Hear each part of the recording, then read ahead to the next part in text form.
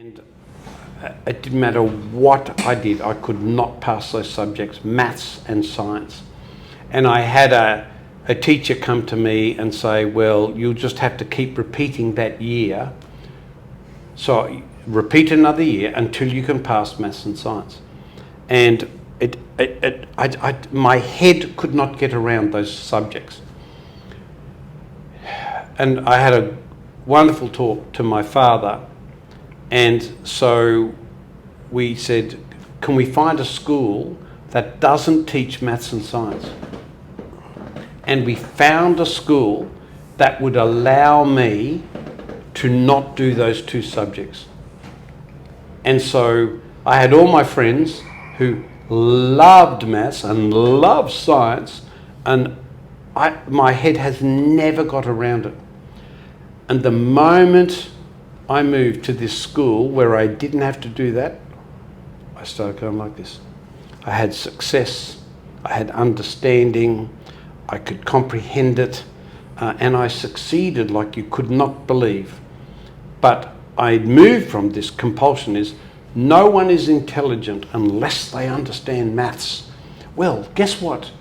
There are other forms of intelligence.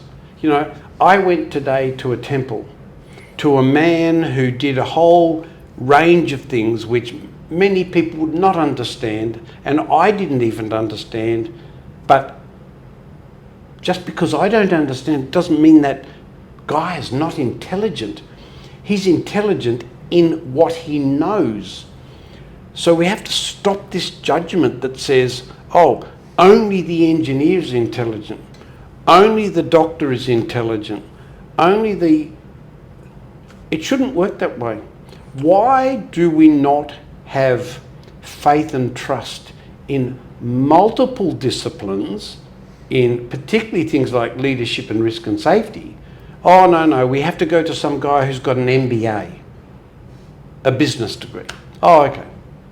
But we can't talk to a nurse or a community worker or a prison worker or a social worker or an aged care worker. We don't talk to them, so we don't validate that form of intelligence. And so what we do is we've got this hierarchy of intelligence. So obviously the priest I saw today is a complete idiot because he touches things and whatever and says, oh, well, this will give you hope. But if I go to a psychiatrist who's got qualifications, he doesn't give me a touching for hope. He pulls out a script and gives me a drug for that hope. And so I've got to take Mogadon or whatever it is, and then I'll get a new form of hope. What is the difference between the both? Oh, we attribute intelligence to the psychiatrist, but the priest is an idiot. What's that about? But we do exactly the same in risk and safety. And we can do it with comparing a lawyer to a counsellor. But we do it though. And to me, I find that depressing. I find it quite depressing that, and I use it in my writings, I use the word transdisciplinary as opposed to monodisciplinary. And so I have a very good friend, Dr. Craig Ashurst. He's absolutely brilliant. He could get 15 different disciplines in this room, and we could have one who might be a PhD in pediatric science with children or whatever. One could be a scholar in accounting. This person could be a teacher in nursing. And he works with all of these people to try and create a level playing field of validation of respect. And it starts with listening and it starts with doubt.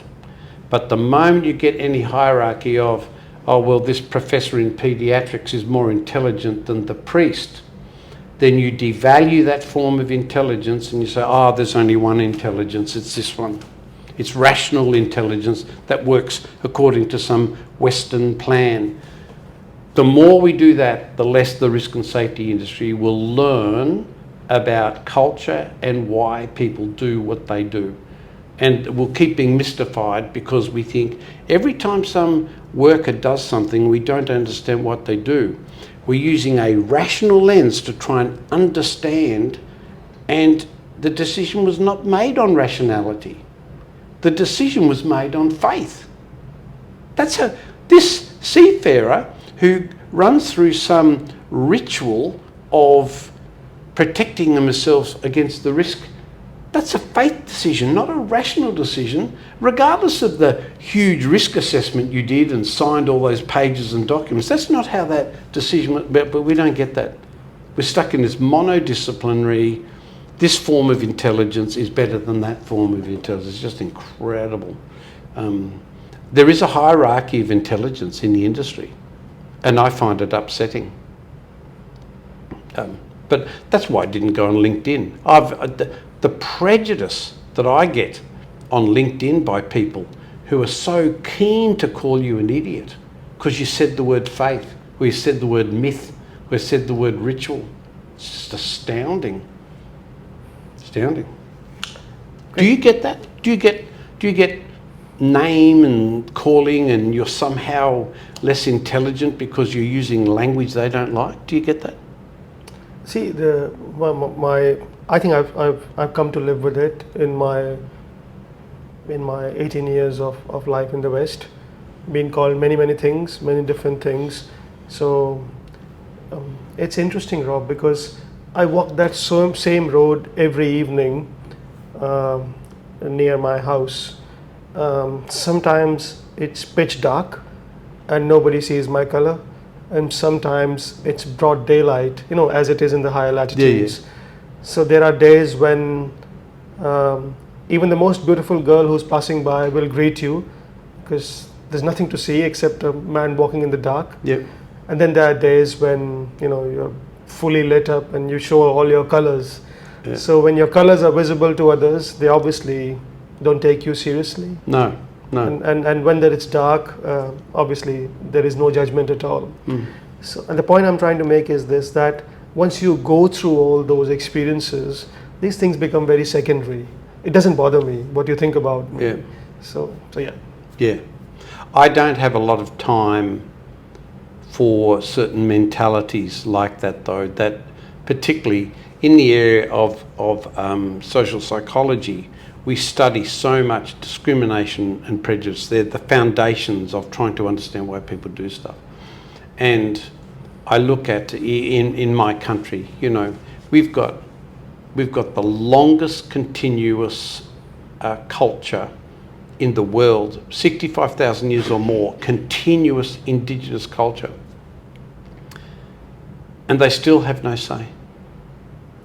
And our country at the moment in Australia is fighting about whether we'll even allow them to give advice to executive government. Yeah. And I just go... I mean, we can talk about that and my experience with education in where I live in the UK, Yeah. and what my big girl has been through. Yes. But one of the primary purposes of what I do is to give my children a fair life. Yes. That's what I care about. When somebody asks me, what's the purpose of what you do? The purpose of what I do is to give my children that life, that it's okay to be yourself. Yes. Because a lot of times it's not okay just to be yourself and speak your heart out. This is why I have a lot of respect for you, because you speak your heart out. I upset a lot of people. I have these funny projections around. I have no delight in upsetting anyone. But if you ask me a question, I will respond to the question and I'll tell you how I think. I just don't talk like an engineer or a regulator. How can I be something I'm not? Yeah, the year was 2015, and this is much before our recent interaction when I wrote to you and I said, I read your book. In fact, it was the downloaded copy of a book I read, and it was For the Love of Zero. And I wrote to you, and I wrote to you because I was particularly concerned about how the industry understand the whole concept of zero. And that's all I wrote. I said thank you very much, and I still have that email, and I sent it to you a few days ago. Yeah. And you sent me 4 books. Yeah, I remember. I wrapped them up and just sent them. Yes, you did. And forget about the I didn't know who you were. Yeah, publishing cost of the book. Forget about the publishing cost of the book. Those 4 books, delivery cost of sending those books from Australia to the UK would be at least $40 or £40, whatever. Yeah, £40. £40. Yeah. And so that was 2015. Yeah. And then we met a year and a half ago. Yeah. And you have given online. me, yes, you have given me, and you have given me like. So I say to you all the time, there's only 3 people I've met in my life who've given me the unconditional love. My wife, my father-in-law, and you. And I genuinely mean, I have not met a person who is more giving, and I have not met a person who's so misunderstood. And I struggle to understand by the industry. By the industry, yes. Yes. I think that is a clash. I stopped worrying about it, but some very, very nasty things people will say, and it's like I spoke to someone the other day who was criticising something about mythology. And I said, from a cultural point of view, have you studied anything in mythology? And their answer was no. And I just don't get it. So you've done nothing on mythology. You have no background in religion. You have no study of faith. You have no study of theology. But you're happy to stand and say, you're an idiot. And this is what the industry creates in this mono, very blinkered view. And all I often hope for is diversity. All I'm saying is, I'm not saying that your engineering is of no value. I'm not saying that at all. I find it annoying because I don't understand it, but I don't say it's of no value. Why do you turn around and say this language, this discussion, this form of intelligence has no place in risk and safety? And that's what you get. And Rob, part of the problem is that I go back to the Maslow's kind of thinking, which is that if all you have is a hammer, the nail is your only problem. Something along those lines. And I think every consultant today, or a lot of consultants, it's too far generalizing, but a lot of consultants today have this idea that here's the solution that I can offer. So this is the only problem that you might have. Yes.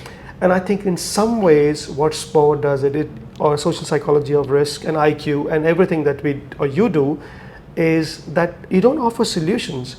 What you offer is a critical approach to life, which is critical thinking. Yeah.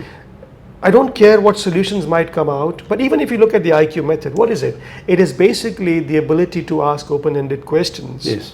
So you could bring in STEM, you could bring in anthropology, you could bring in neurology, you could bring in myth, religion, anything. Of course. It depends on you, but you must have this ability to be able to understand the wickedity of the problem. Yes. And I think that is the uniqueness of what you do. Well, we don't, we don't fix stuff. We don't. We think we do. We project we do. We predict we do. I don't know how any human being can live in this life and think they're actually controlling things. You and I, we don't know, and this is where doubt's terribly important, and the ability to accept doubt is critical to resilience and learning. So I have no assumptions about what will happen tonight. I may expect something, but I won't be disappointed if they don't happen. And if we had fire alarms right now, and the fire alarm went off, and we had to close this down and jump off, and the fire brigade came and everything like that, the ability to move with that interruption is the foundation of resilience. Those who sit there and protest, oh, I got interrupted, I had these plans put forward, now the fire brigade's come and there's a fire. Some silly person, left their blanket on and a fire started on the 7th story. All this protest is based upon a model of life which says everything must be certain, everything is known, we don't live by faith. And yet the reality is we live the opposite like that. Indeed, indeed. As we walked down to the reception, we just made a request, could we get a room to do a recording? Yeah. We didn't know whether we we'll get had no a room idea. or we'll be sitting somewhere in the background of noise. Correct. Yeah, or traffic or whatever. that's Or right. the swimming pool. Yeah. So this whole idea that, be prepared for what lies ahead. Yes. Because who knows what the future is. Yeah. I think it sets in not just resilience but also humility in you. And I think very few people really appreciate what embodied humility, if you want to put it this way. I think it's a I get a bit embarrassed by that, but I was going to say, one of the things I've discovered here in India is the acceptance of, an Australian would drive the streets around Chennai and go, this is mayhem, this is complete disorder.